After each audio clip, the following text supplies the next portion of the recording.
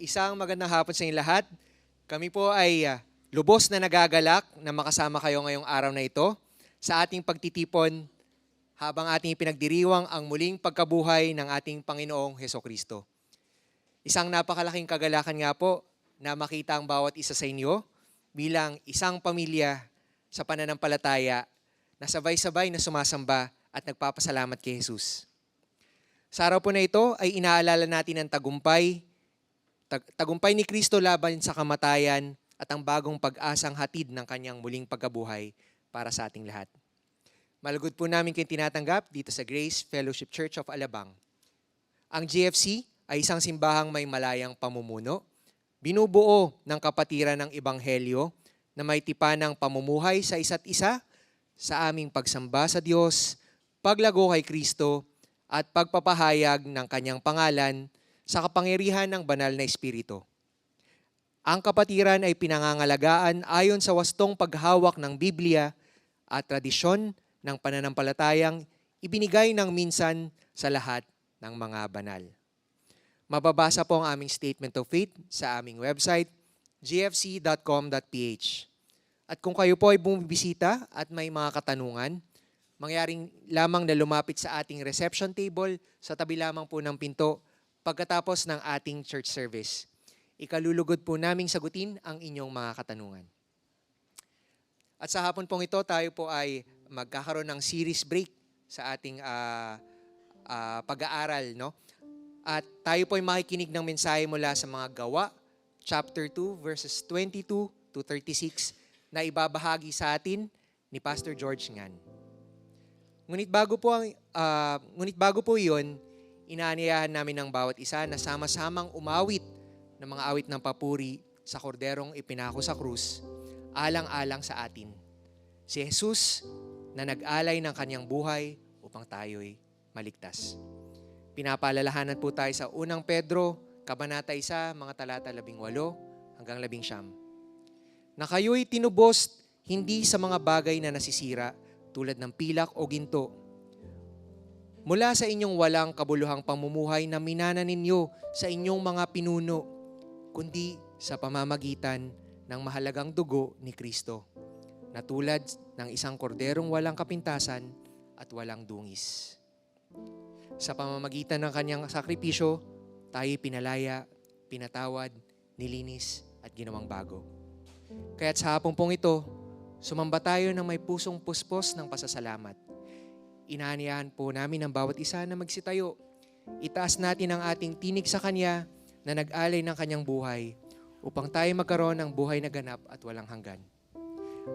Atin pong awitin, Lamb of God.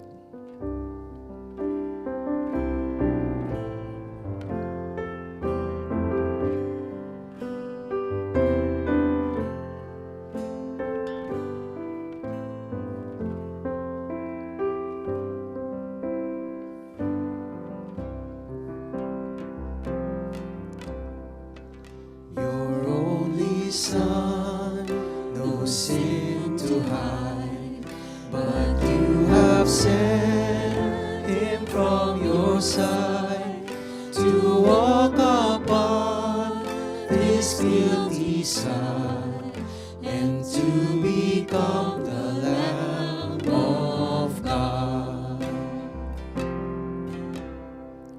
Your gift of love they crucified. They laughed and scorned him as he died.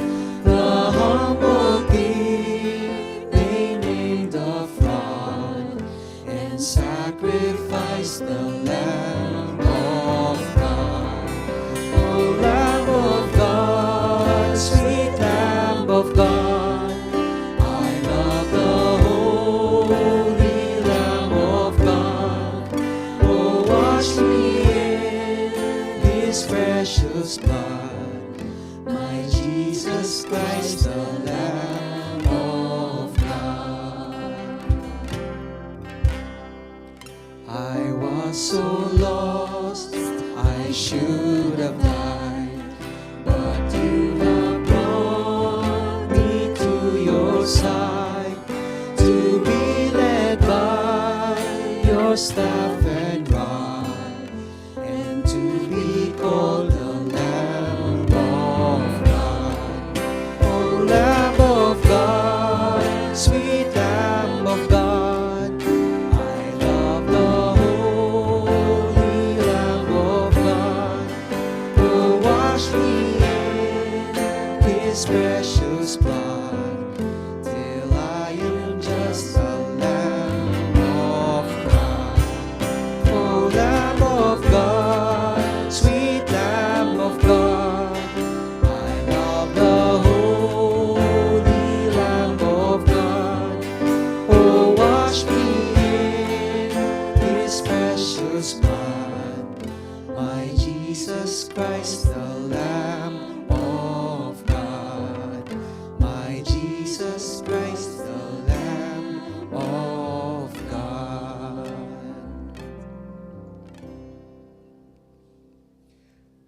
Siya mismo ang nagdala ng ating mga kasalanan sa kanyang katawan sa krus, upang tayo'y mamatay sa kasalanan at mabuhay para sa katuwiran. Sa pamamagitan ng kanyang mga sugat, kayo'y pinagaling. Unang Pedro, Kabanata 2, Talata 24. Alalahanin po natin ang halaga ng ating katubusan habang tayo'y umaawit ng Hesukristo, paano nagkasala?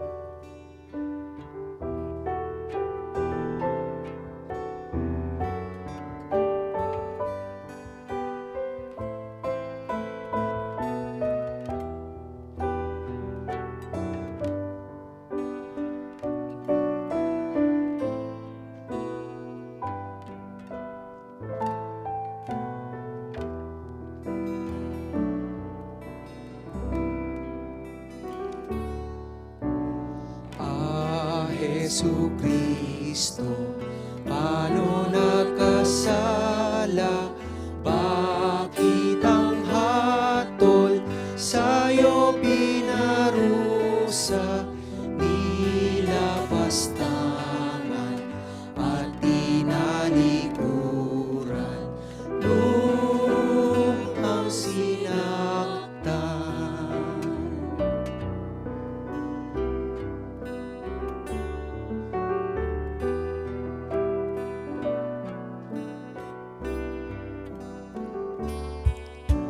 Sinong nagdulot ng kapighatian?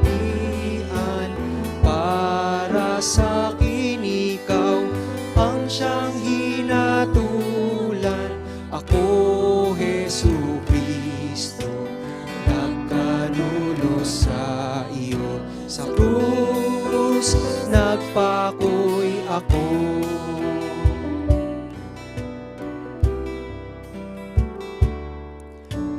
Pastol ng kawan, buhay mo'y inalay. Dahil sa amin, ikaw ay pumanaw. Pambayad salay, di namin hinanaw. Diyos ang lumingaw.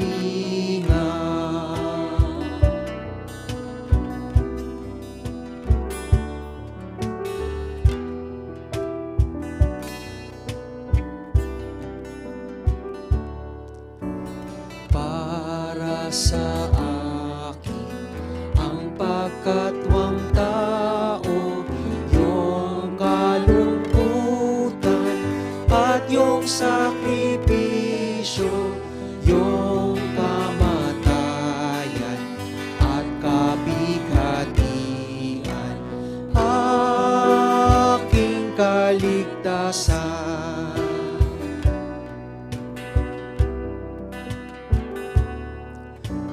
Yamang di kaya ang pagbayad sala, ika'y pupurihin, sa'yo lang aasa, lagi sa puso, pag-ibig mo't awa, at ang iyong biyaya.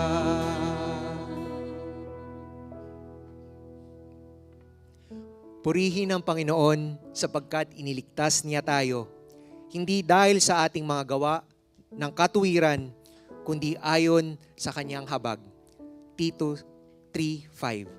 Awitin natin ngayon ang tungkol sa habag na ito. Jesus, your mercy.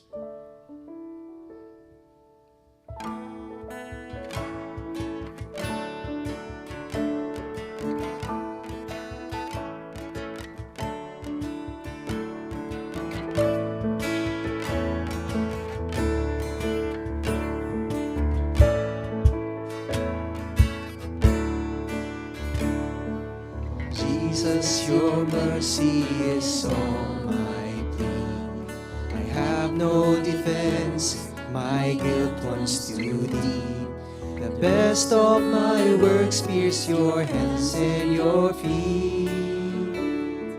Jesus, your mercy is all my plea.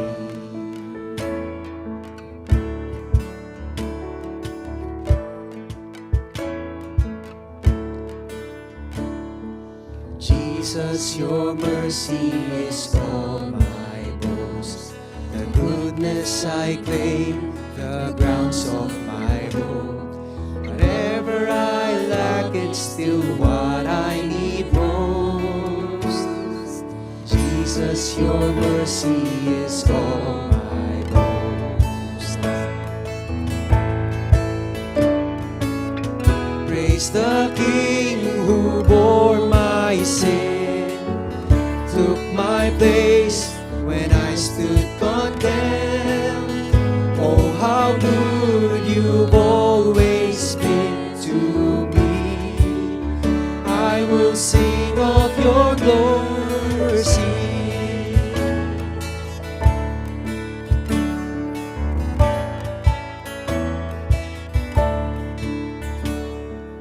Jesus, your mercy is all my rest.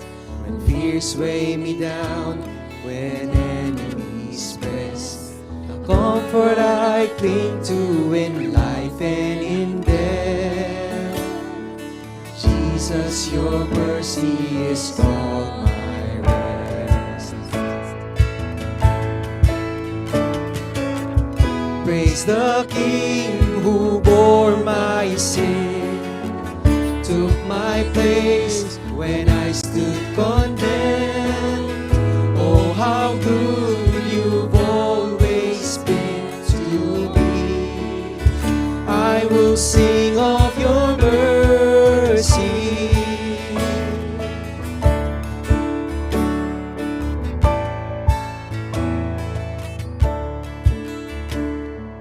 Jesus, your mercy is all my joy.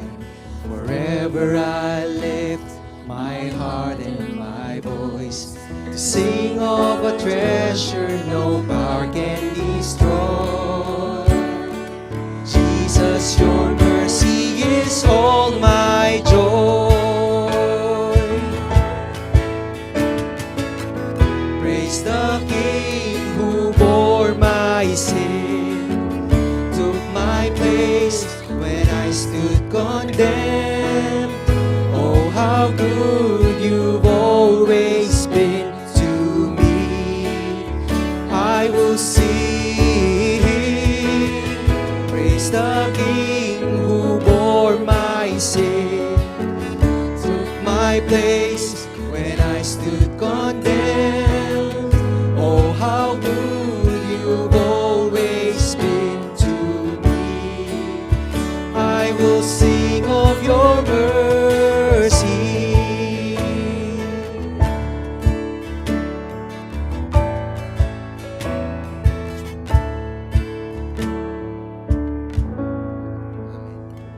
Manatili po tayo nakatayo sa pagbasa ng banal na salita.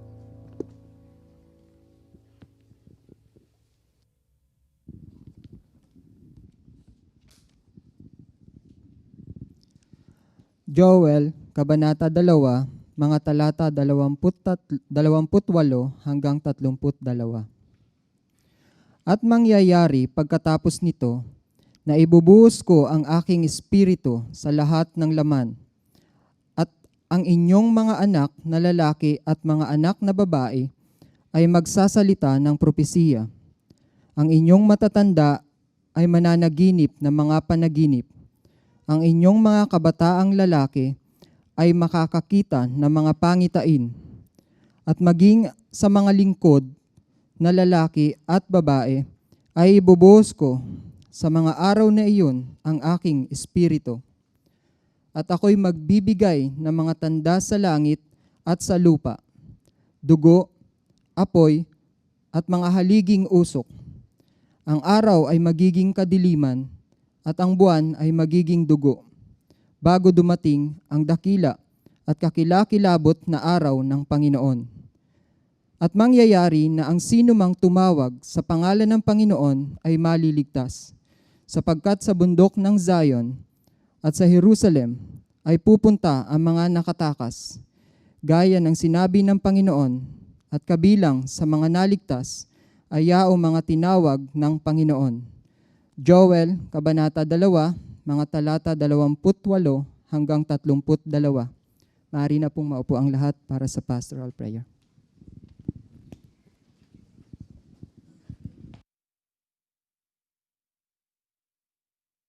Panginoong Diyos na makapangyarihan sa lahat, salamat po sa araw na ito at binigyan niyo kami muli ng pagkakataon na magkasama-sama upang kayo po ay aming masamba. Tunay nga na kayo ay dakila, tunay nga na kayo ay tapat. Salamat Panginoon sa kaligtasang aming natanggap mula sa inyong anak na si Kristo Jesus, na kung saan sa pamamagitan ng kanyang kamatayan ay nagkaroon kami ng kapatawaran sa aming mga kasalanan, at sa pamamagitan ng kanyang muling pagkabuhay ay nagkaroon kami ng buhay na walang hanggan. Salamat o Diyos sa inyong katapatan at sa inyong grasya at sa inyong awa. Panginoon, tinataas po namin sa inyo ang aming bansa, lalong-lalot na papalapit na ang eleksyon.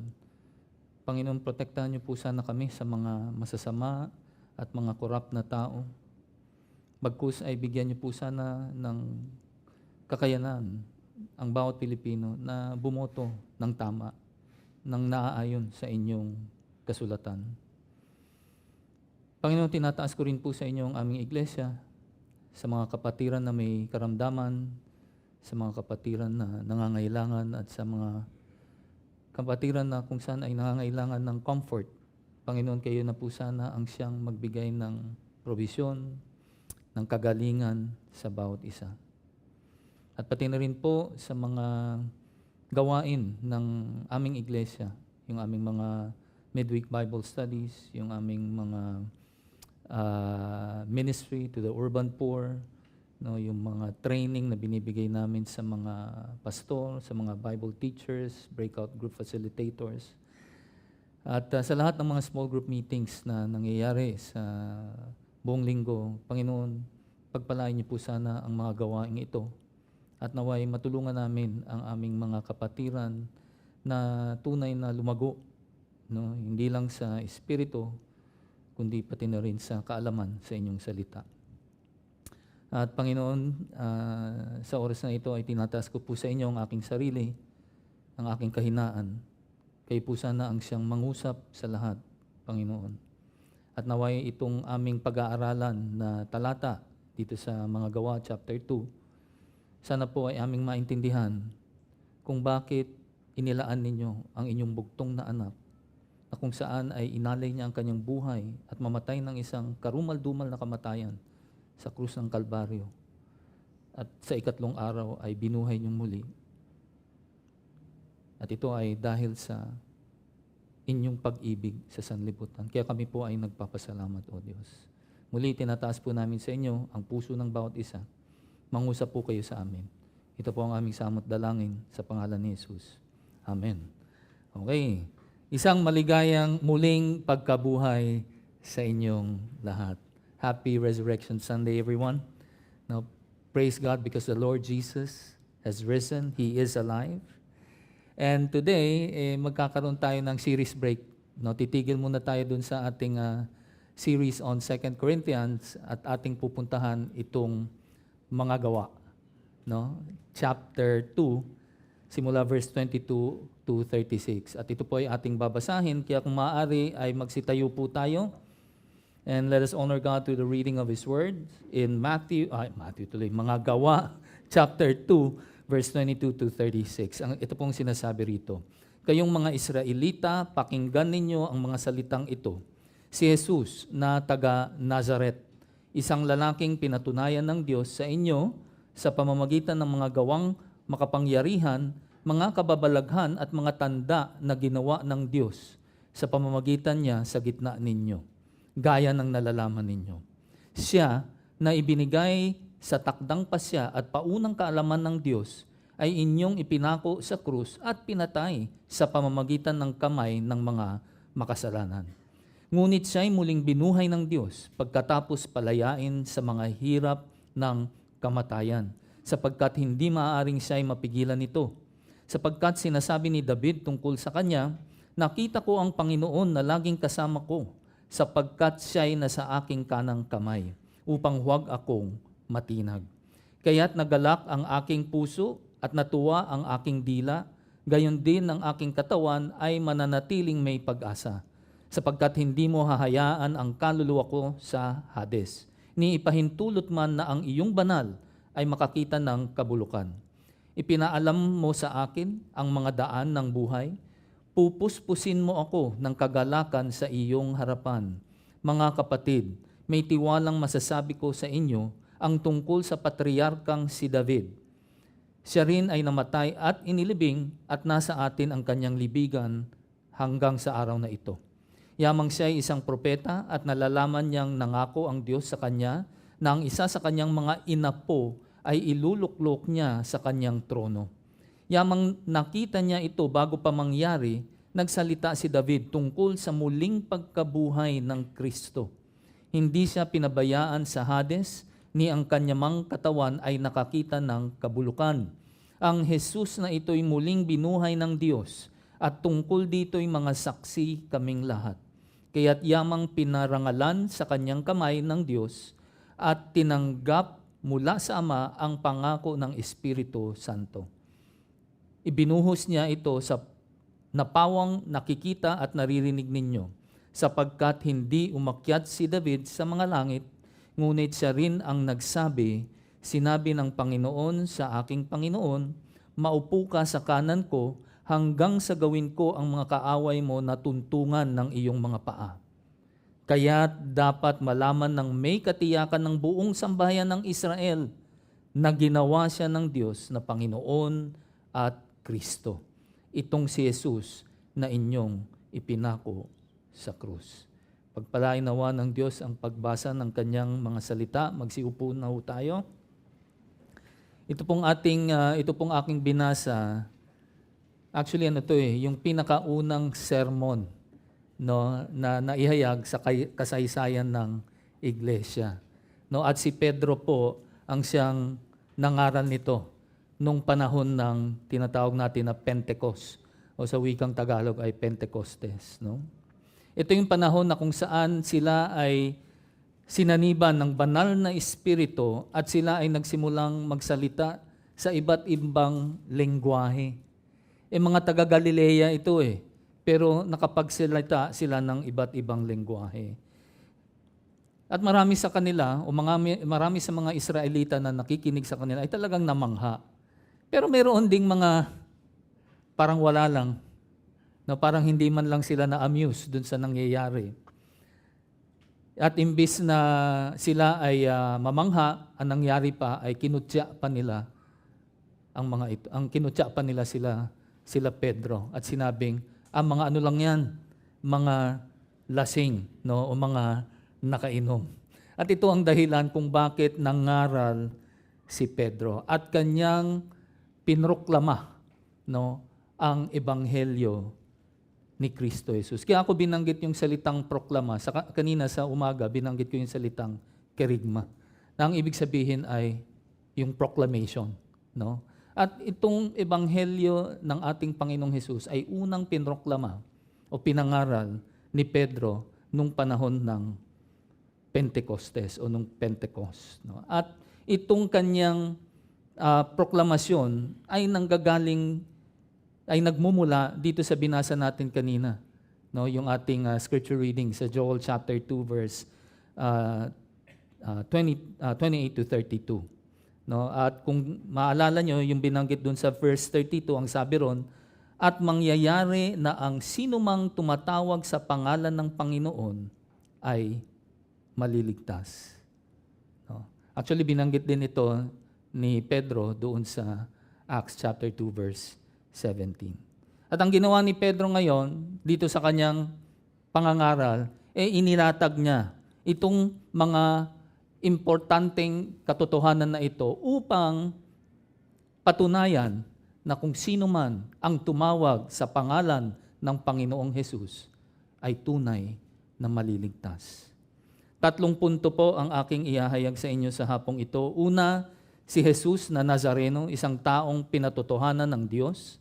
Pangalawa, si Jesus na banal na hindi dumanas ng pagkabulok. And lastly, si Jesus ay parehong Panginoon at Kristo. Muli, kung babalikan natin verse 22, ang sabi rito ni Pedro, kayong mga Israelita, pakinggan ninyo ang mga salitang ito. Si Jesus na taga Nazaret. No, bakit kaya binanggit ni Pedro o kinailangan banggitin ni Pedro na si Jesus ay taga Nazaret? No, tandaan ninyo, ang kausap dito o yung pinapangaralan dito ni Pedro ay pawang mga Israelita. At sa simula pa lang ng kanyang sermon o ng kanyang preaching o ng kanyang proclamation ay ipinapakita na niya rito or sinusubukan na niyang patunayan sa mga taong nakikinig na iyon na si Kristo ay ang pinangakong Mesiyas. At kung tinawag niyang si Jesus na taga Nazaret, kaya niya binanggit ito dahil ito ay isang katuparan ng isang propesiya na binanggit actually sa Ebanghelyo ni Mateo.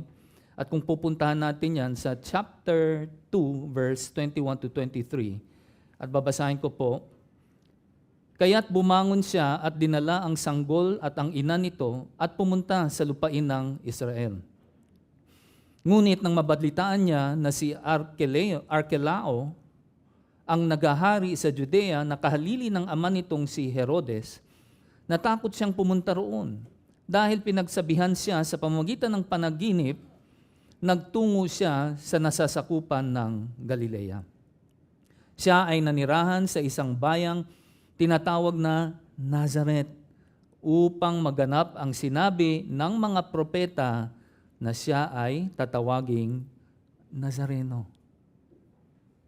No, kaya siya tinawag ni Pedro na si Jesus na taga Nazareth o sa wikang Ingles, Jesus the Nazarene. Actually, na-preach ko na itong passage na to sa Mateo more than 10 years ago. E naalala ko pa na binanggit ko na pag ikaw ay naturingan na isang Nazareno, yan ay actually isang derogatory statement. No? Kumbaga kinukutya ka. No? Parang iniinsulto ka, minamaliit ka. No? At tingnan ninyo kung ano ang naging response ni Nathanael, yung isa sa mga disipulo ni Jesus. No, nung binanggit ni Philip sa kanya o ni Filipo sa kanya na nakita na niya si Jesus na taga Nazaret. Nung panahon na ito ay hindi pa na-encounter ni Nathanael si Jesus. Sa John chapter 1 verse 45 to 46. Ang sabi rito, natagpuan ni Felipe si Nathanael at sinabi sa kanya, natagpuan namin iyong isinulat ni Moises sa kautusan at gayon din ng mga propeta si Jesus na taga Nazaret, ang anak ni Jose. Sinabi sa kanya ni Nathanael, mayroon bang mabuting bagay na maaaring manggaling sa Nazareth? Sinabi sa kanya ni Felipe, halika at tingnan mo. Ngayon nangyari po ito was before the conversion of Nathanael. Hindi pa niya nakikilala ang Panginoong Jesus. Pero alam po ninyo, dito pinapakita sa atin yung reputasyon ng pagiging isang Nazareno. At kapag ikaw ay isang Nazareno, kulang na lang talaga ay layuan ka ng mga Israelita. Though most of them are also Israelites. Ngunit, medyo mahaba ang kasaysayan nun, ang istorya nun. Parang ang naging dating kasi naging traidor itong mga taga Nazareth. No? But that's another story. Pero dito, dahil nga sa reputasyon na iyon, na kapag ikaw ay isang Nazareno, ikaw ay kahiya-hiya, ikaw ay pinagkakamuhian ng mga kababayan mo. At makikita natin sa propesiya ng ating Panginoong Hesus ay nakaranas siya ng pagkakamuhi o pagkagalit, no, or yung rejection or yung pagtingin sa kanya ng mababa nung kanyang mga sariling kababayan. At yan ay makikita natin sa mga propesiya na binanggit ni Isaiah at doon din sa Isaiah 53 at doon sa Awit chapter 22. At yun ang dahilan kung bakit binanggit ni Pedro na si Jesus ay taga Nazareth. Ay upang maipakita na si Jesus ay kamumuhian ng kanyang mga sariling kababayan. Kaya kung titingnan ninyo sa Isaiah chapter 53 verse 3, siya'y hinamak at itinakwil ng mga tao, isang taong nagdurusa at sanay sa kalungkutan at gaya ng isa na pinagkublihan ng mukha ng mga tao, siya'y hinamak at hindi natin siya pinahalagahan. Ito ang propesiya ni Isaiah tungkol sa Mesiyas. Na siya raw ay kamumuhian at itatanggi ng mga sarili niyang kababayan. At kaya nga siya tinawag na isang taong nagdurusa at sanay sa kalungkutan. A man of sorrows, acquainted with grief. At ito ang ibig sabihin ni Mateo nung sinabi niya, upang maganap ang sinabi ng mga propeta na siya ay tatawaging Nazareno. At kung babalikan natin ulit yung verse 22, sinabi rin ni Pedro na si Jesus daw ay isang lalaking pinatunayan ng Diyos sa inyo. Isang lalaki, o sa ibang version, isang tao. No, dito makikita na natin na gustong ipakita ni Pedro ang pagiging tao ng ating dakilang tagapagligtas. No, he was trying to show the humanity of the Lord Jesus Christ. Kaya nga binanggit niya rito, isang lalaki o isang taong pinatunayan ng Diyos. At alam nyo, nung si Jesus ay nagkatawang tao, siya ang pinaka-perfect na sacrifice, no? Na sakripisyo para sa kasalanan natin. Bakit? Dahil siya lamang ang taong walang kasalanan. At yan ay dahil din sa propesiya ng lumang tipan. At ang isa pang sinabi rito na isang prophecy about the Messiah is that itong Messiah o itong Mesiyas daw ay manggagaling sa angkan ni Haring David. At sa tingin ko alam naman nating lahat na si Jesus ay ipinanganak ni Birheng Maria na isa ring inapo or a descendant ni Haring David. Makikita nyo yan sa Lucas chapter 3. At ito yung dahilan kung bakit ipinapakita o pinapatunayan ni Pedro na si Jesus ay nagkatawang tao. Naalala nyo yung sinabi ni Pablo sa Filipos chapter 2 verse 5 to 8? Basahin ko po yun. Ang sabi rito, magkaroon kayo sa inyo ng ganitong pag-iisip na kay Kristo Jesus din naman, na siya, bagamat nasa anyo ng Diyos, ay hindi niya itinuring na isang bagay na dapat panghawakan ang pagiging kapantay ng Diyos, kundi hinubaran niya ang kanyang sarili at kinuha ang anyong alipin na naging katulad ng tao.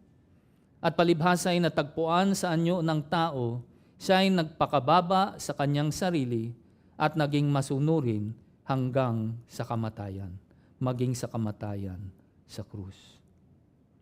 Alam po ninyo, kinailangan ng ating dakilang tagapagligtas na gawin ito.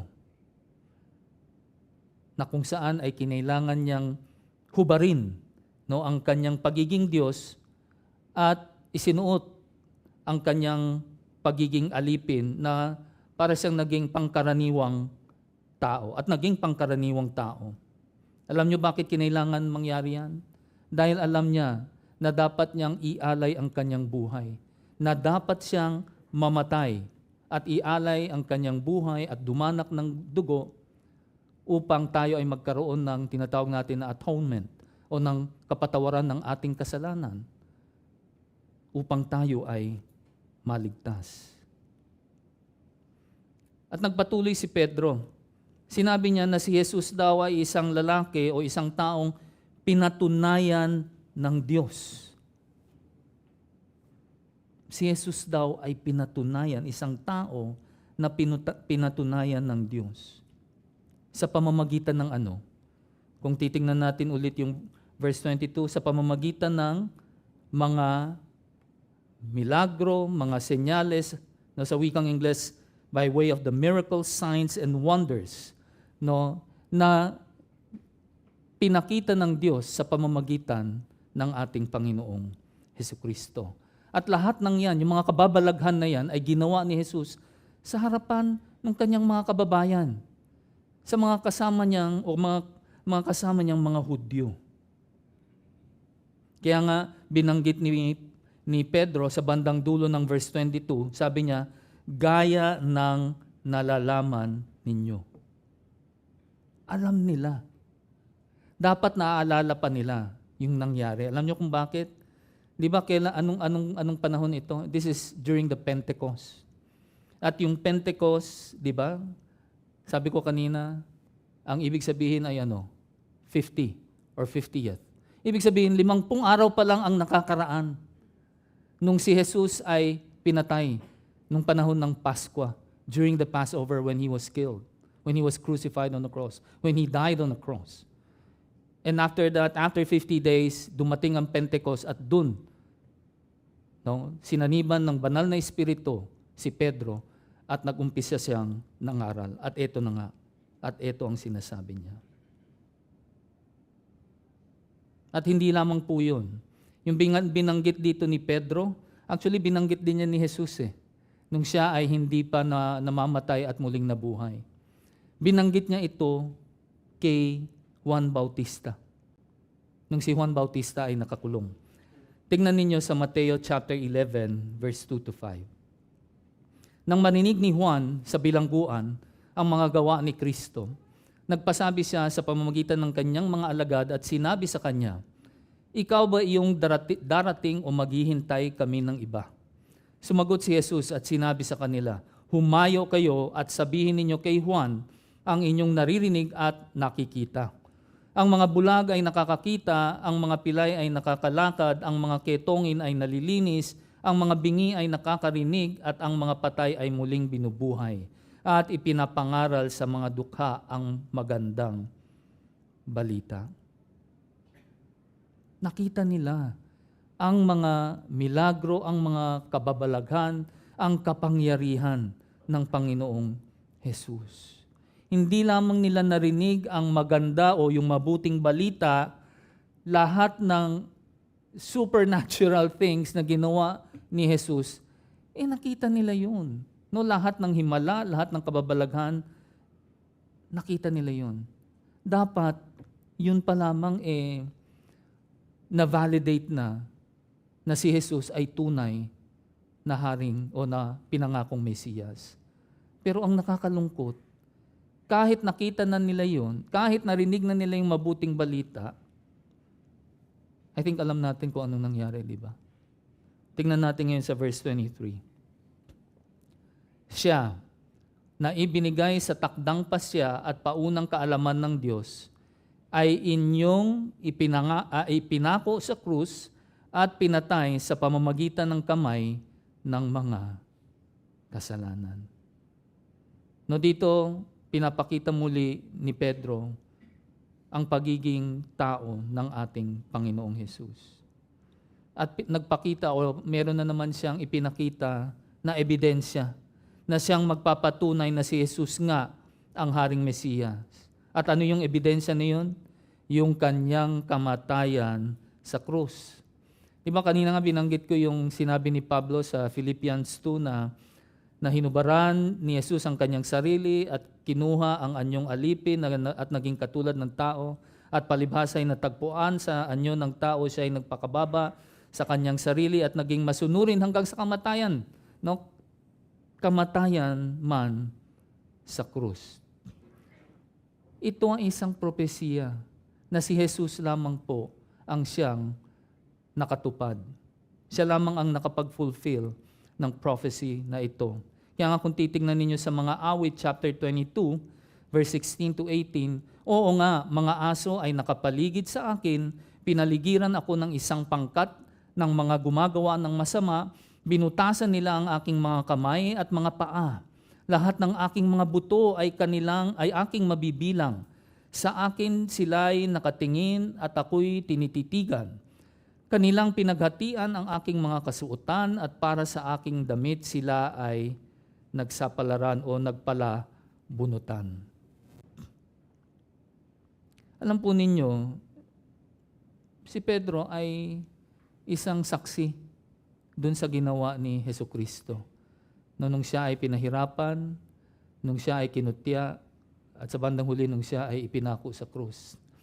Nandun nga siya, di ba? Tinanggi nga niya si Jesus ng ilang beses? 3 beses, di ba? He was there. He was able to witness what happened to the Lord Jesus. At kung titignan ninyo itong binasa natin na sa mga awit chapter 22, Jesus actually fulfilled this prophecy to the dot. No? Lahat yan, tinupad ni Jesus. Eksakto. Lahat. Na hanggang pati dun sa kanyang damit ay isang katuparan. Kung anong ginawa sa kanyang mga damit ay isang katuparan ng propesiya. Pati yun ay naisa katuparan niya. Tingnan ninyo, at ito ay nangyari dun sa Ebanghelyo ulit ni Mateo sa Matthew chapter 27, verse 33 to 35. At nang sila'y makarating sa isang dakong tinatawag na Golgota, na ang kahulugan ay ang dako ng bungo. Kanilang binigyan siya ng alak na may kahalong apdo upang inumin. Ngunit nang kanyang matikman ay ayaw niyang inumin. At nang siya'y maipako nila sa krus, pinaghati-hatian nila ang kanyang mga damit sa pamamagitan ng palabunutan. Did you see the preciseness of how this prophecy in Psalm chapter 22 was fulfilled? To the dot, na isa katuparan niya lahat yan.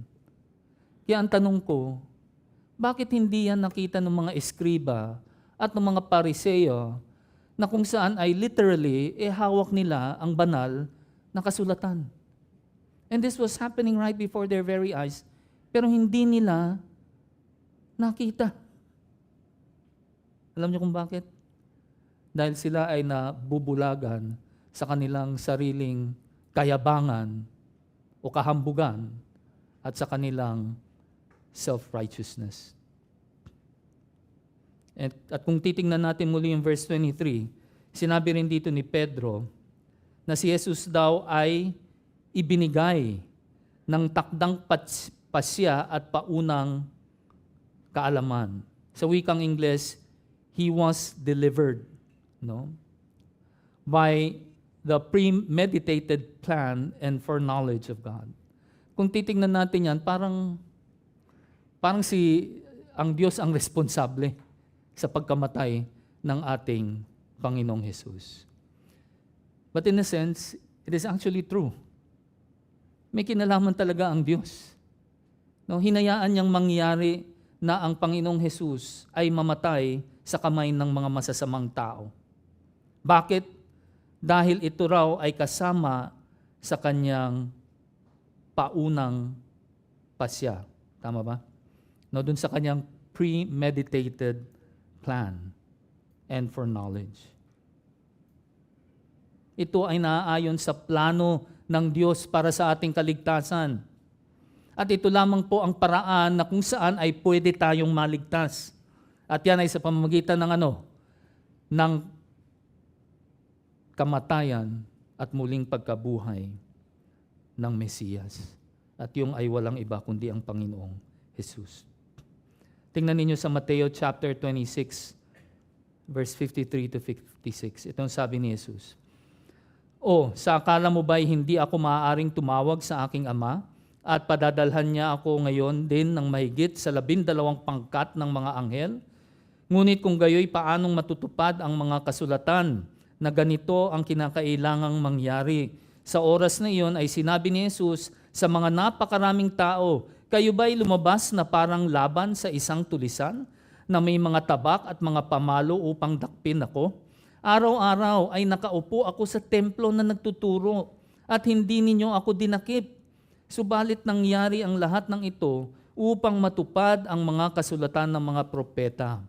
Pagkatapos ay iniwan siya ng lahat ng mga alagad at sila'y tumakas. Alam ng Panginoong Hesus ang mangyayari sa kanya. Alam niya ang plano ng kanyang Ama. Alam niya na iaalay niya ang kanyang buhay. Kaya nga sabi niya bakit nung nagtuturo ako sa templo, hindi niyo ako dinadakip? Kung gugustuhin naman niya, pwede siyang hindi dakpin talaga Pero dumating na yung takdang oras. Which is why he allowed himself to be caught. Dahil alam na niya, oras na ito para ialay niya ang kanyang buhay. Alam yan ni Jesus. Alam niya na siya ang dakilang kordero, na siya yung sacrificial lamb. At alam niya na iaalay niya ang kanyang buhay para sa mga taong katulad natin na makasalanan. Sabi ni Jesus sa John 10:14-18, ako ang mabuting pastol, kilala ko ang sariling akin at kilala ako ng sariling akin. Gaya ng pagkakilala sa akin ng Ama at ng mga pagkakilala ko sa Ama. At ibinibigay ko ang aking buhay para sa mga tupa. Mayroon akong ibang mga tupa na wala sa kulungang ito. Kailangan ko rin silang dalhin dito at kanilang papakinggan ang aking tinig. Kaya't magkakaroon ng isang kawan na may isang pastol. Dahil dito'y minamahal ako ng Ama. Sapagkat ibinibigay ko ang aking buhay upang ito'y kunin kong muli. Walang nag-aalis nito sa akin, kundi kusa kong ibinibigay. May kapangyarihan akong ibigay ito at may kapangyarihan akong kunin itong muli. Tinanggap ko ang utos na ito mula sa aking Ama. Nakita niyo yun? The Lord Jesus willingly gave His life for undeserving, wretched people like us. Kusa niyang ibinigay ito. At may kapangyarihan siyang kunin itong muli. At itong tao na ito, itong lalaki na ito, si Jesus na taga Nazaret, sabi ni Pedro na siya ay pinatunayan ng Diyos sa pamamagitan ng kababalaghan, ng kapangyarihan, upang ano? Upang malaman natin na si Jesus ang tunay na pinangakong Haring Mesiyas, na siya ang Kristo. Kaya kung titignan natin ang susunod na punto sa verse 24, ang second point natin, ngunit siya'y muling binuhay ng Diyos pagkatapos palayain sa mga hirap ng kamatayan, sapagkat hindi maaaring siya'y mapigilan nito. No, pagkatapos maipakita ni Pedro yung pagiging tao ng ating Panginoong Hesus sa pamamagitan ng kanyang kamatayan doon sa krus, ngayon ay pinapakita naman ni Pedro kung paano na pagtagumpayan ng ating tagapagligtas yung kamatayan. Know how the Lord Jesus was able to overcome death. At yun ay sa pamamagitan ng ano? Sa pamamagitan ng kanyang muling pagkabuhay. Sabi ni Pedro, ngunit siya ay muling binuhay ng Diyos pagkatapos palayain sa mga hirap ng kamatayan. Ang kanyang kamatayan ay kasama sa dakilang plano ng Diyos, sa kanyang soberanyang plano. At bakit siya hinayaan ng Diyos na mamatay sa krus ng Kalbaryo? Yan ay upang siya ay muling buhayin ng ating Diyos Ama. Para sa anong layunin? Para palayain tayo sa mga hirap ng kamatayan. Anong ibig sabihin ni Pedro dyan, no? To put an end to the agony of death sa wikang Ingles, no? Para palayain tayo sa mga hirap ng kamatayan. Alam po ninyo, Yung salitang hirap dito sa wikang Greko, ang ibig sabihin ay birth pains or labor pains. At ginamit ito ni Pedro upang ipaliwanag kung paano tayo mapalaya, no, sa hirap ng kamatayan. Na ito daw ay katulad ng isang babaeng nanganganak na na dumaranas ng matinding sakit, ng matinding birth pains dahil sa ano? Dahil iluluwa na niya yung kanyang anak. At dito pinapakita na si Jesus daw na yung kamatayan ay parang pinipigilan yung pagluwa ng ating Panginoong Jesus, yung kanyang muling pagkabuhay. Ngunit walang magawa ang kamatayan. Alam niyo kung bakit? Dahil itinakda ng Diyos na si Jesus ay mabubuhay muli. Upang ano? Upang tayo ay magkaroon ng kaligtasan. At kung ito ay itinakda ng Diyos, makakaasa ka. Sigurado yan na ito ay mangyayari. Naalala niyo yung sinabi ni Apostol Pablo sa unang Korinto chapter 15 tungkol sa muling pagkabuhay ni Jesus? Basahin natin yung verse 54 up to verse 57. Sabi rito, subalit kapag itong may pagkasira ay mabihisan ng walang pagkasira at itong may kamatayan ay mabihisan ng walang kamatayan, ay mangyayari ang salitang nasusulat, ang kamatayan ay nilamon sa pagtatagumpay. O kamatayan, nasaan ang iyong pagtatagumpay? O kamatayan, nasaan ang iyong tibo? Ang tibo ng kamatayan ay ang kasalanan at ang kapangyarihan ng kasalanan ay ang kautusan. Subalit, salamat sa Diyos na nagbibigay sa atin ng pagtatagumpay sa pamamagitan ng ating Panginoong Hesukristo. You see, death has no grip on the Lord Jesus anymore. Na hindi niya kayang hawakan o pigilan ang Panginoong Jesus. Hindi kayang pigilan ng kamatayan. Yung kanyang muling pagkabuhay, no, this basically put an end on the agony of death at binigyan tayo ng Diyos ng tagumpay sa pamamagitan hindi lang ng kamatayan ni Kristo kundi lalong-lalo na sa kanyang muling pagkabuhay. At yun ang dahilan kung bakit babalikan natin yung itong ating pangunahing talata mula dito sa verses 25 at verse 28. Makikita nyo may binanggit si Pedro na isang propesiya na nanggagaling kay David na kinuha niya mismo, no, ni Pedro sa mga awit chapter 16 verse 8 to 11. At itong propesiya na ito ay isang maliwanag na larawan na kung saan ay pinag-uusapan o sinasabi na si Jesus nga ang tunay na Mesiyas. Tingnan natin sa verse 25 to 28. Sapagkat sinasabi ni David tungkol sa kanya, nakita ko ang Panginoon na laging kasama ko, sapagkat siya'y nasa aking kanang kamay, upang huwag akong matinag. Kaya't nagalak ang aking puso at natuwa ang aking dila. Gayon din ang aking katawan ay mananatiling may pag-asa, sapagkat hindi mo hahayaan ang kaluluwa ko sa Hades, ni ipahihintulot man na ang iyong banal ay makakakita ng kabulukan. Ipinaalam mo sa akin ang mga daan ng buhay. Pupuspusin mo ako ng kagalakan sa iyong harapan. No, itong binanggit ni Pedro dito sa mga Gawa 2:25 to 28 ay galing sa mga awit chapter 16 verse 8 to 11. And clearly, this was a prophecy about the Lord Jesus. No, kahit na sinabi rito ni David na siya ay kumpiyansa na yung kanyang dakilang Diyos, yung kanyang Panginoon ay parati niyang kasama at nasa kanyang kanang kamay, yung binanggit niya na nasa kanyang kanang kamay ay hindi kaparehas ng binabanggit ni Pedro na si Jesus ay nandoon na sa kanang kamay ng Diyos. No, it is not one and the same.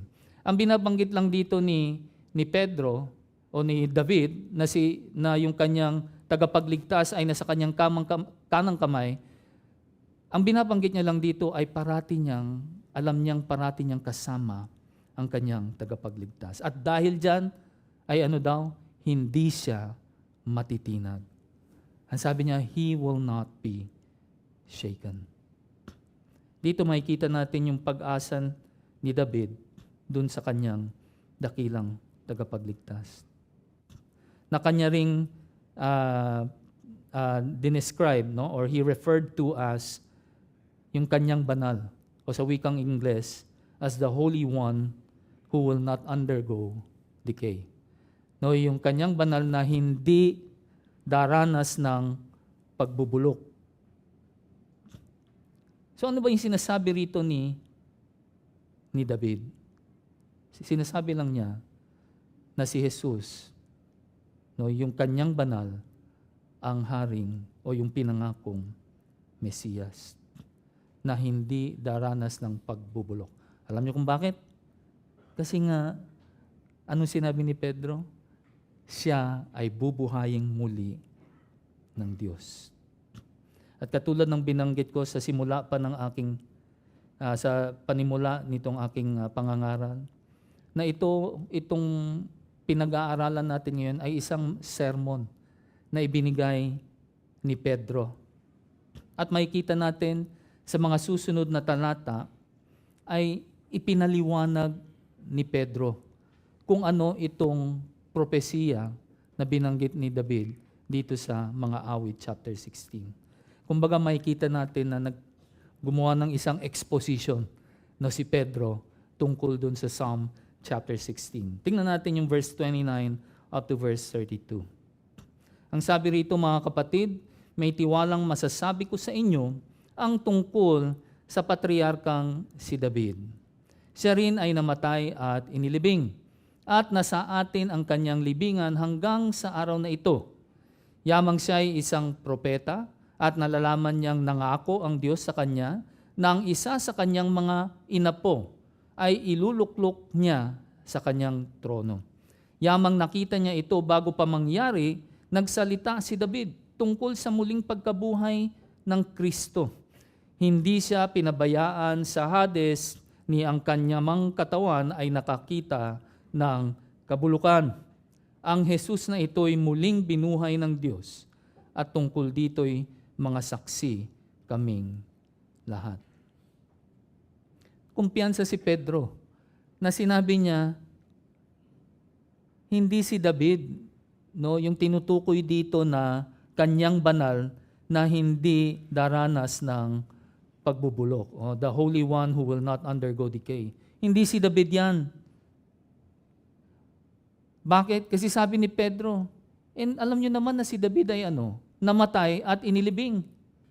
Diba? At hanggang ngayon ay nakikita natin ang kanyang libingan na ebidensya na talaga siya ay namatay.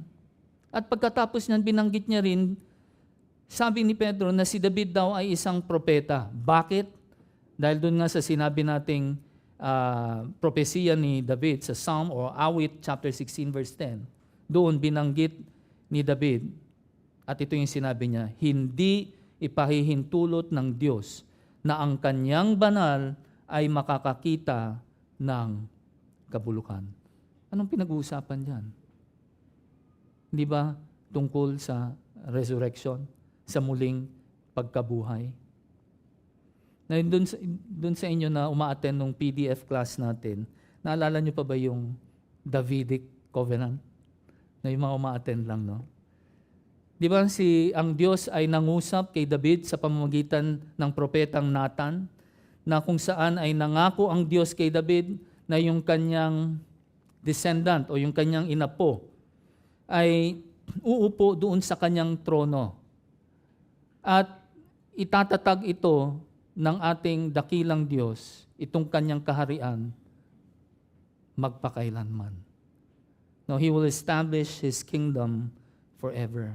Yun ang pangako ng Diyos kay Haring David. At yung descendant na yun, yung inapo na yun na binabanggit dito, ay walang iba kundi ang Mesiyas, ang Kristo.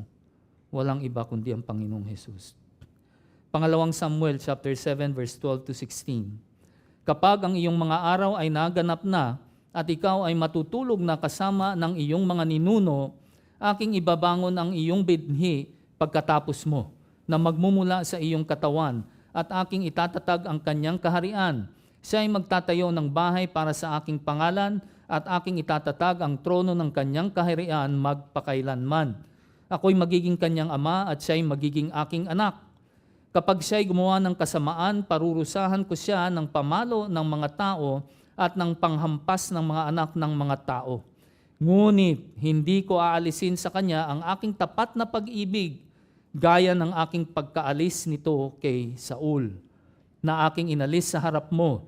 Ang iyong sambahayan at ang iyong kaharian ay matitiwasay magpakailanman sa harap ko.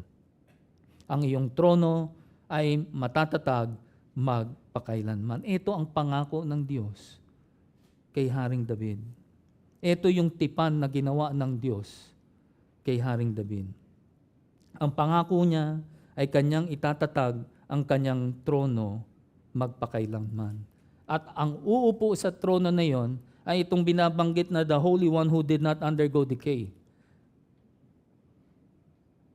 Meaning to say, hindi siya namatay at nabulok.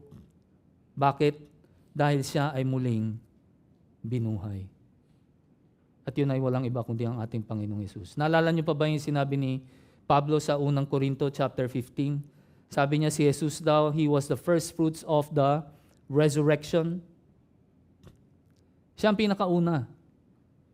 At darating din ang panahon na susunod tayo. Tingnan natin yung ating huling punto sa verse 33. Kaya't yamang pinarangalan sa kanang kamay ng Diyos at tinanggap mula sa Ama ang pangako ng Espiritu Santo, ibinuhos niya ito sa napawang nakikita at naririnig ninyo. Dito naman pinapakita ni Pedro ang pagiging Panginoon ni Jesus. Ngayon siya ay pinarangalan sa kanang kamay ng Diyos, ito ay sumisimbolo ng kanyang autoridad at kapangyarihan.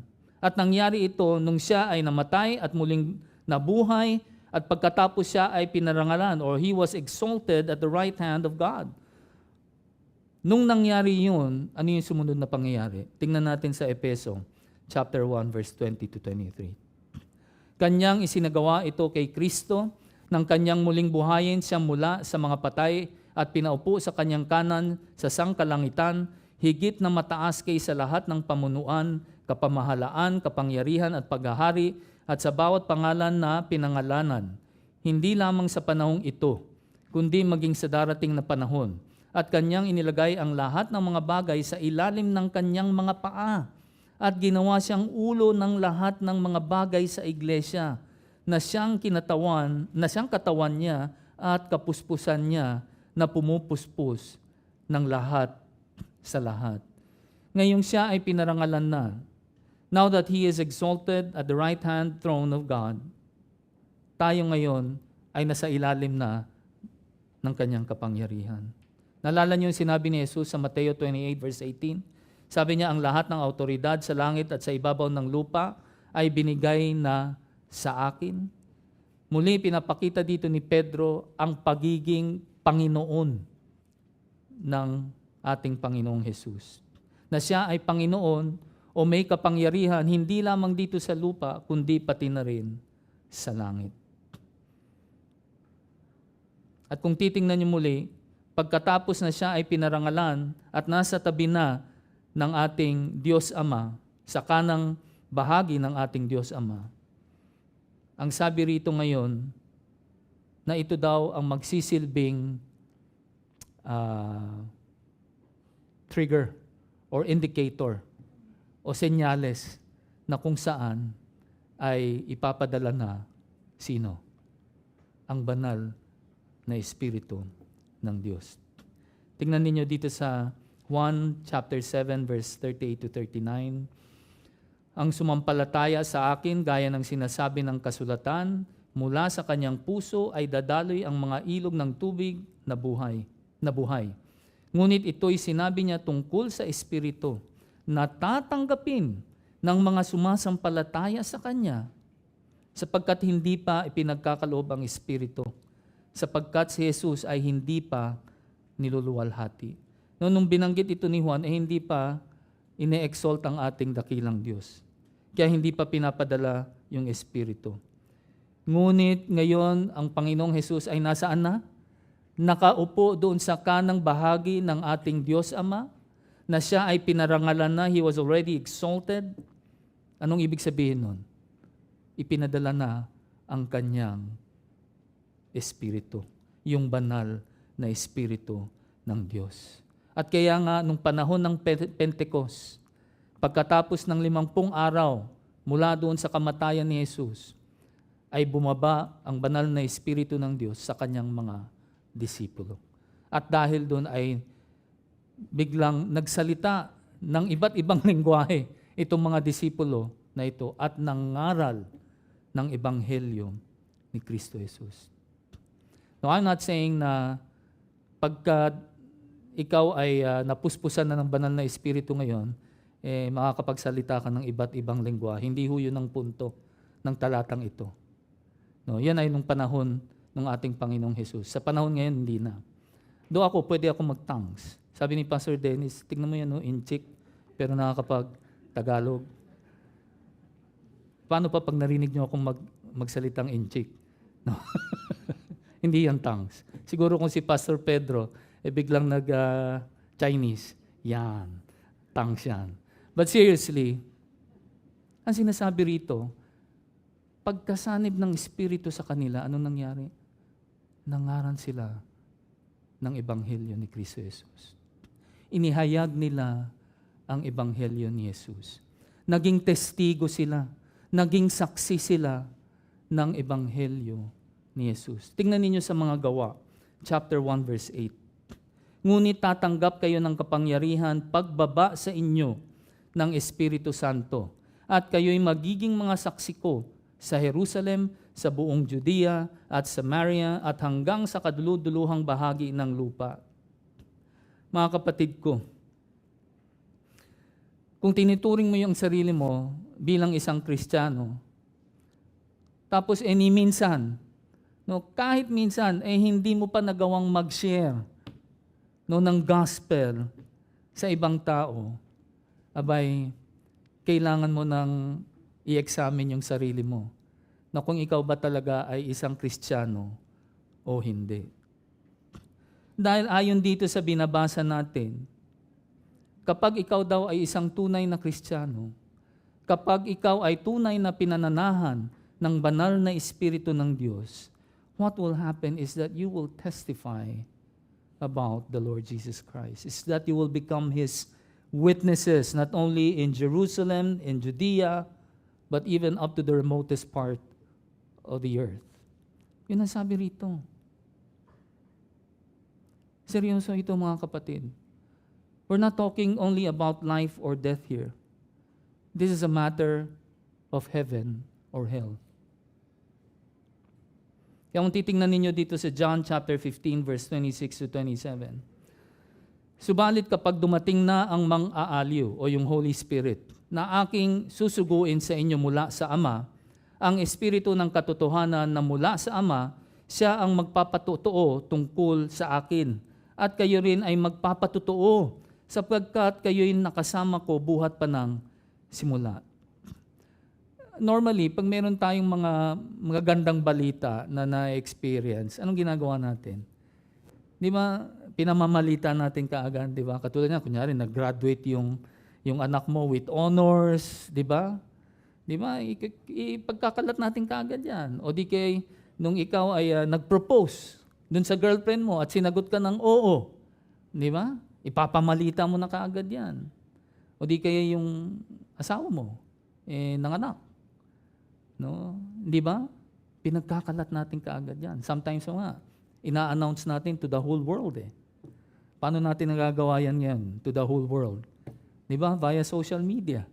Di ba? Kaya post tayo ng post di ba? Sa Facebook. But what about your faith? What about your salvation? Nung ikaw ay pinulot ni Jesus mula sa iyong miserableng sitwasyon at ikaw ay kanyang iniligtas at binigyan ng buhay na walang hanggan, yan ba ay pinagkakalat mo? Yan ba ay sinishare mo sa ibang tao? Alam po ninyo, ang sinasabi ng Biblia, kung ikaw ay tunay na pinananahan ng banal na Espiritu ng Diyos, ikaw ay magpapatotoo tungkol kay Kristo. Hindi mo yan pipilitin sa sarili mo. That will come out naturally, I tell you. Kusang lilitaw yan. If the Spirit truly lives in you, then you will definitely testify about the Lord Jesus Christ. Balikan natin yung ating pangunahing talata sa verse 34 to 35. Malapit na po tayong matapos. Ang sabi rito ni Pedro, sapagkat hindi umakyat si David sa mga langit, ngunit siya rin ang nagsabi, sinabi ng Panginoon sa aking Panginoon, maupo ka sa kanan ko, hanggang sa gawin ko ang mga kaaway mo na tuntungan ng iyong mga paa. Muli binalikan ni Pedro yung paksa tungkol sa pagiging Panginoon ng ating dakilang tagapagligtas. No? Na sinabi niya rito, actually yung kinote dito ni Pedro ulit ay yung sinabi ni Haring David sa Psalm 110 verse 1 na kung saan ito ang sinasabi. Sinabi ng Panginoon sa aking Panginoon, umupo ka sa aking kanan hanggang sa aking gawing tungtungan ng iyong paa ang iyong mga kaaway. The same as what the Apostle Peter said in Acts chapter 2 verse 34 to 35. Ito ay propesiya tungkol sa pinangakong Mesiyas. At dito pinapakita ni Pedro na ang ating dakilang tagapagligtas na si Jesucristo ay tunay na Panginoon. Na pagkatapos ng kanyang kamatayan at buling pagkabuhay, dito ay napatunayan na siya ang tunay na Mesiyas, na siya ang tunay na Kristo. Kaya siya ay inilagay ng Diyos dun sa pwestong nararapat na para sa Kanya. At saan yon? Sa kanang kamay ng Diyos o sa kanang bahagi ng trono ng Diyos Ama. No, not only attesting himself to be the Christ, but also as the Lord of all. Hindi lamang siya ang Kristo, kundi siya rin ang dakilang Panginoon. Kaya nga pagdating dito sa ating pinakahuling talata, dito sa pinakahuling verse, no, I believe that this is the most vindicating statement after what they did to the Lord Jesus Christ. Pakinggan nyo kung ano sinabi ni Pedro dito. Sa verse 36, sabi niya, kaya dapat malaman ng may katiyakan ng buong sambahayan ng Israel na ginawa siya ng Diyos na Panginoon at Kristo. Itong si Jesus na inyong ipinako sa krus. No, parang talagang ipinamuka ni Pedro sa kanila yung kanilang maling ginawa at kung ano ang ginawa nila kay Jesus. Ngunit kung ito man ay kamalian, alam naman natin ang soberanya ng Diyos, di ba? Ito ay dapat mangyari dahil ito ay kasama dun sa kanyang paunang pasya o yung sa kanyang premeditated plan na si Jesus ay kailangan mamatay upang muling buhayin, upang tapusin ang hirap ng kamatayan. At lahat tayo, pati tayo damay. Tayo ngayon ay naging matagumpay na. At makakaranas ng kamatayan, ngunit pagkatapos niyan, hindi na rin tayo mahahawakan ng kamatayan katulad ng nangyari kay Kristo. Bakit? Dahil tayo ay bubuhayin muli ng ating dakilang Diyos. Mga kapatid ko, sa ating pagtatapos, si Jesus na anak ng Diyos, na siyang hari ng mga hari, Panginoon ng mga Panginoon, siya ay nabuhay. Siya ay buhay at naghahari sa ating mga puso. At babasahin ko lang po ang Filipos chapter 2, verse 9 to 11. At dito na tayo talaga magtatapos. Ang sabi sa verse 9 to 11, kaya siya naman ay itinaas ng Diyos at siya ay binigyan ng pangalang higit sa lahat ng pangalan upang sa pangalan ni Jesus ay lumuhod ang bawat tuhod sa langit at sa lupa at sa ilalim ng lupa, at ipahayag ng bawat dila na si Jesucristo ay Panginoon sa ikaluluwalhati ng Diyos Ama. Manalangin po tayo. Dakilang Diyos, salamat po sa napakagandang regalo na ito na ibinigay niyo sa amin, itong kaligtasan na aming natanggap sa pamamagitan ng sakripisyo ng inyong bugtong na anak, ang aming Panginoong Hesukristo. At habang kami po ay sabik na naghihintay sa kanyang muling pagbabalik, Panginoon, bigyan niyo po sana kami ng kakayanan na mamuhay sa paraang karapat-dapat sa Ebanghelyo ni Kristo. Maraming salamat po, Panginoong Diyos. Ito po ang aming samot dalangin sa matamis na pangalan ni Jesus. Amen.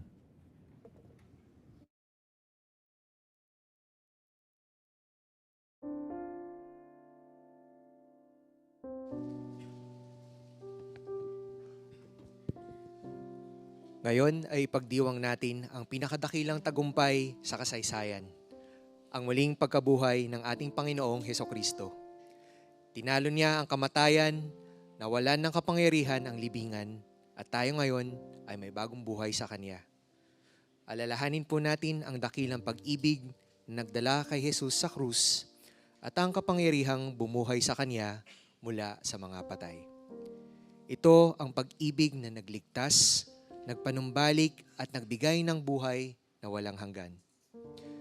Inaanyahan ko pong lahat na maaring magsitayo at sama-sama po tayong umawit ng pasasalamat at papuri habang sinasamba natin ang ating buhay na tagapagligtas at ang kanyang kahangahangang pag-ibig. Sabay-sabay po nating awitin ang Amazing Love.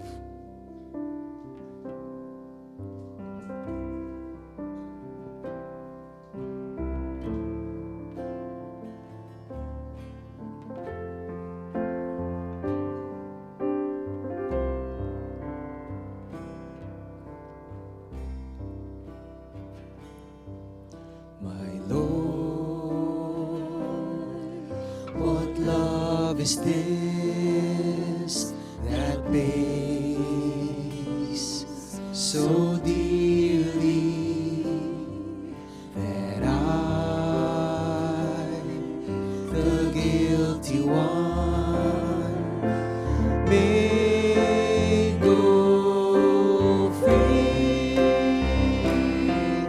Amazing love, oh what sacrifice, the Son of God given for me.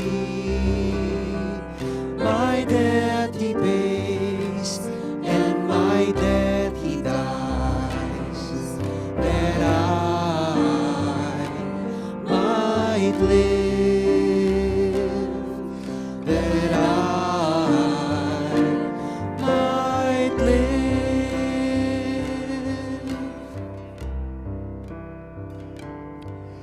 And so they watched Him die, despised, rejected. But oh, the blood He shed flowed for me. Amazing love, oh what sacrifice, the Son of God given for me. My debt He pays, and my debt He dies, that I might live, that I might live.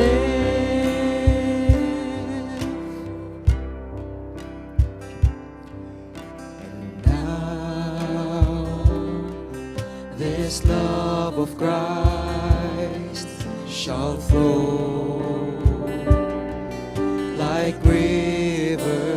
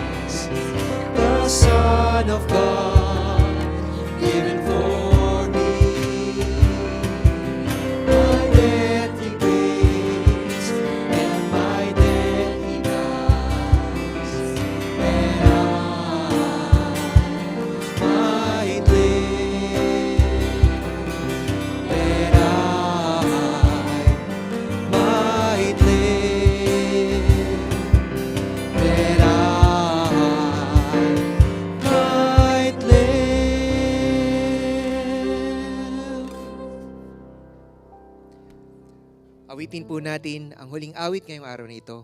Isang papuri sa ganap at tapos na gawa ni Kristo. At isang panalangin na patuloy na kumilos ang banal na Espiritu sa ating mga buhay hanggang sa muling pagbabalik ni Jesus. Ating pong awitin, Help Us See Christ.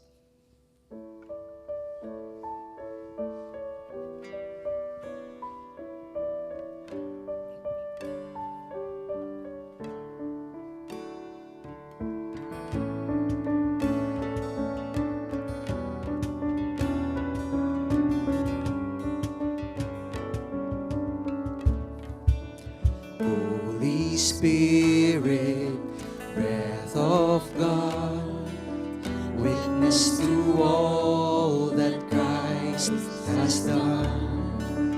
Great revealer, radiant light, one with the Father and the Son.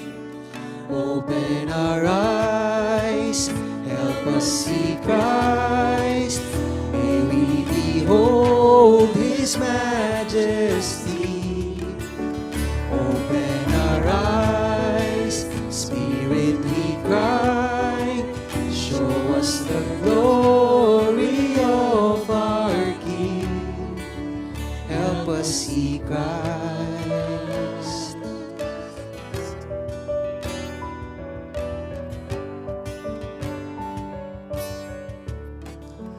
Holy Spirit, voice of truth, speaking the word of God to us, sent from heaven to our hearts, that we might know the Father's love. Open our eyes, help us see Christ. May we behold His majesty. Open our eyes, Spirit, we cry. Show us the glory of our King.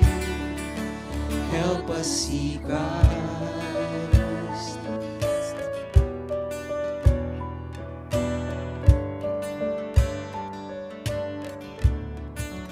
Holy Spirit, guarantee of the redemption Christ has won.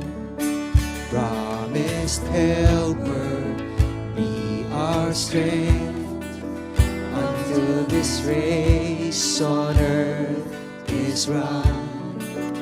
Open our eyes, help us see Christ. May we behold His majesty. Open our eyes, Spirit, we cry. Show us the glory of our King. Open our eyes, help us see Christ. May we behold His majesty. Open our eyes, Spirit, we cry. Show us the glory of our King. Oh, help us see Christ. Help us see Christ.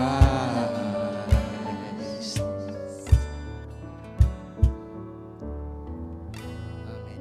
Narito pong muli si Pastor George para sa ilang mga paalala. I-resume na po natin yung ating mga Bible studies. Una po sa listahan ay itong Tagalog Online Bible Study po this coming Thursday, April 24, alas 8 po ng gabi via Zoom, Titus chapter 2 or Tito chapter 2 verse 11 to 15. I think tama ba? Ikaw ba yan, Brother Jack, yung magtuturo, no?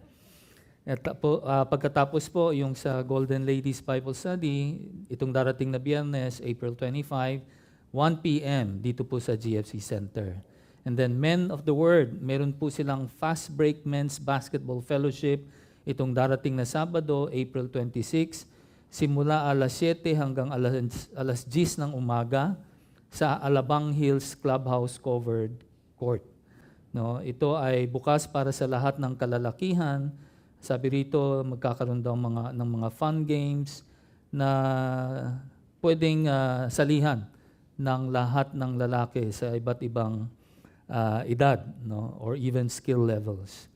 So mag-register na lang po tayo dyan sa likuran kay Sister Ernie or Sister Ayan. Itong darating na Sabado na po ito, no, alas 7 ng umaga dyan sa Alabang Hills Clubhouse Covered Court. And then Women of Grace, meron din po silang Bible study itong darating na Sabado, April 26, alas 9 ng umaga, dito rin sa GFC Center. And then the Youth Bible Study, alas 3 naman ng hapon, itong Sabado rin po. And then, lastly, itong ating baptism class and baptism proper ay gagawin sa May 17, 2025, mula alas 10 ng umaga hanggang alauna ng hapon. Doon po ito gagawin sa dating gawi, South Bay Clubhouse, Sukat. Okay, so remember lang po na mag-register kayo doon sa likuran. Ang ating benediction verse ay sa unang Thessalonica, chapter 3, verse 12 to 13. At naway palaguin at pasaganain kayo ng Panginoon sa pag-ibig sa isa't isa at sa lahat ng tao. Gaya namin sa inyo.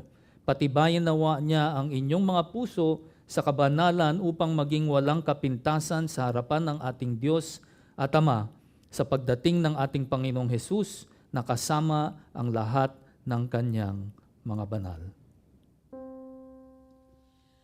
Glory be to the Father, and to the Son, and to the Holy Ghost, as it was in the beginning, is now, and ever shall be, world without end.